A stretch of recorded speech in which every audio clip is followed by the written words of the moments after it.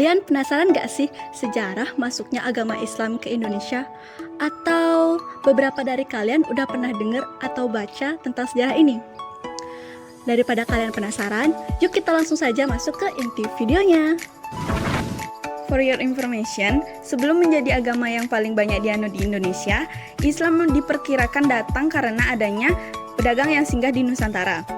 Islami mulai berkembang karena menurunnya pengaruh kerajaan Hindu-Buddha. Sebenarnya ada banyak sekali teori yang menjelaskan awal mula masuknya agama Islam ke Indonesia.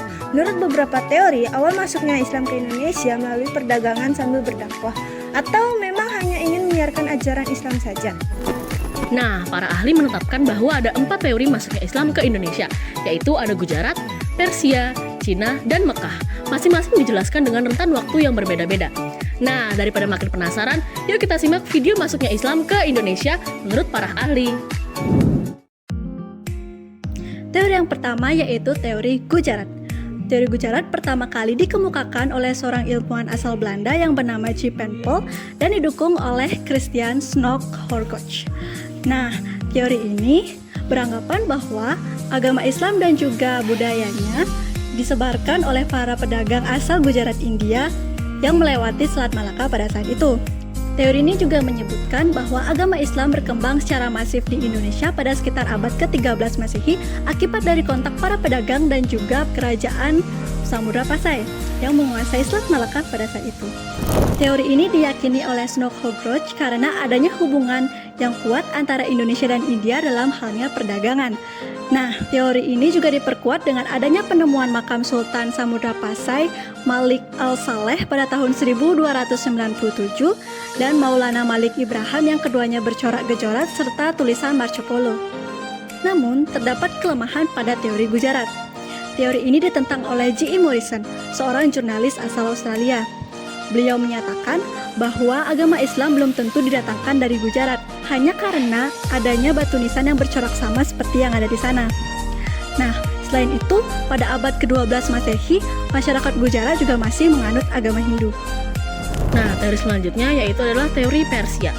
Teori ini didukung oleh Husain Jajadiningrat dan Umar Amir Hussein. Mereka berpendapat bahwa Islam masuk ke Indonesia melalui para pedagang yang berasal dari Persia, bukan Gujarat. Persia adalah sebuah kerajaan yang saat ini kemungkinan besar ada di Iran. Teori ini tercetus karena pada awalnya masuk Islam ke Indonesia pada abad ke-13, ajaran yang marak pada saat itu adalah ajaran Syah yang berasal dari Persia. Selain itu, terdapat kesamaan tradisi dan budaya yang ada di Indonesia dengan yang ada di Persia. Nah, contohnya adalah upacara peringatan 10 Muharram Islam Persia yang serupa dengan upacara peringatan bernama Tabwik di beberapa wilayah Sumatera, khususnya di Sumatera Barat dan Jambi, serta kesamaan pada corak seni kaligrafi. Persia ini juga didukung oleh beberapa bukti-bukti lain seperti contohnya pada gelar Syah yang dianut oleh raja-raja Islam di Indonesia. Lalu kosakata serapan dari bahasa Persia ke bahasa Indonesia, persamaan mazhab yang dianut, dan kesamaan ajaran Sufi oleh Syekh Siti Jenar. Namun teori Persia ini juga memiliki kelemahan. Menurut beberapa tokoh, pada abad ke-7 Masehi, Persia belum memiliki pengaruh besar dalam dunia Islam. Agama Islam sendiri berkembang di Cina pada dinasti Tang 618-905 Masehi. Menurut Sumanto Al-Qurtubi, pada masa dinasti Tang, di daerah kanton Changsha, Guangzhou, dan di pesisir selatan Cina sudah terdapat pemukiman Muslim. Teori ini memiliki beberapa bukti, diantaranya Raja Demak yang merupakan keturunan Tionghoa dan masjid-masjid yang memiliki arsitektur Tiongkok. Jalur perdagangan maritim antara Indonesia dan Tiongkok menjadi sarana menyebarnya agama Islam. Para pedagang Tiongkok membawa barang dagangannya sekaligus menyebarkan ajaran agama ini. Nah, terakhir ada teori Arab, yaitu teori yang dikenal sangat akurat dalam penyebaran ajaran Islam. Teori ini dikemukakan oleh sejarawan barat yaitu Van Loor dan Buya Hamka melalui pusat utamanya yaitu Islam di Mekah. Melalui para haji, jamaah dan para peziarah, ajaran ini dapat tersebar ke berbagai wilayah terutama Indonesia. Orang-orang yang kembali dalam perjalanan religius ini membawa ajaran Islam bersama mereka. Nah, itu dia penjelasan dari kami, yaitu keempat teori masuknya Islam ke Indonesia. Apabila kita ada salah kata, mohon maaf ya. Dan don't forget to subscribe our channel. Bye!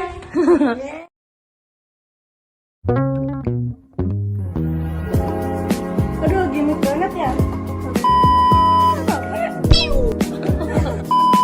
Penasaran nggak sih sejarah masuknya agama Islam ke Indonesia? Atau beberapa dari kalian udah pernah dengar baca atau pernah dengar apa? Bombastic side eye.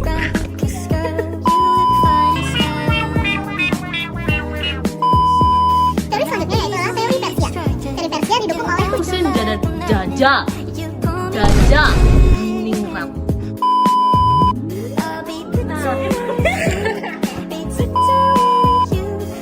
Nah, itu dia penjelasan dari keempat materi teori ini. Dimas Anjay Mabar.